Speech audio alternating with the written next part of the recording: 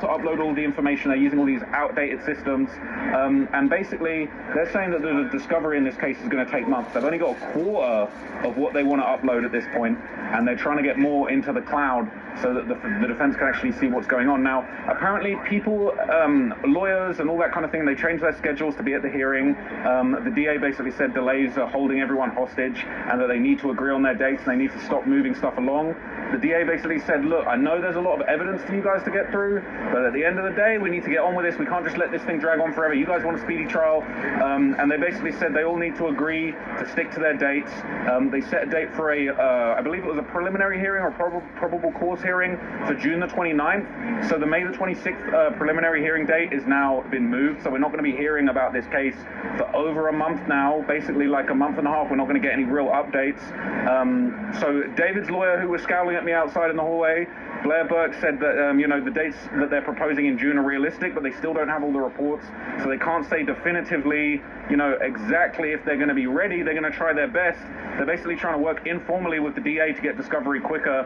They're basically going outside the formal procedure to try and get these 40 terabytes, and they just can't seem to get it. Now, look, if they need some help, I'm pretty good at transferring files. I feel like I could have got you 40 terabytes since the last court date, but I don't know. They'd be working with some outdated internet, some Ethernet. I don't know what they're working with, okay?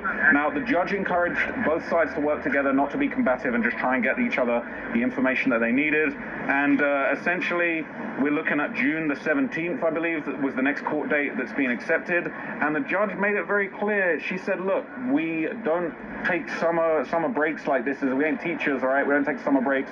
We're going to be in here all summer long, getting it in, trying to get to the bottom of this case and this trial. And they're basically, they're not about to just, sit on their hands and let this thing go. This is going to be going on all through the summer. They're going to be doing absolutely everything they can to get this case dealt with. And essentially, yeah, so we're not going to hear anything else for a month, but we are going to be able to get basically some progress into next month, and the judge is just not having any more delays. So I personally feel like it was interesting today. Now, I'm fairly certain, I'm pretty sure, I'm not 1,000% sure, but I'm pretty sure I saw David's dad actually sitting in the gallery. I'm certain it was him. I did actually see a few faces that I recognized. Obviously, I see, David's lawyers in the hallway. I see a few journalists. But yeah, everybody was kind of, here to observe the proceedings.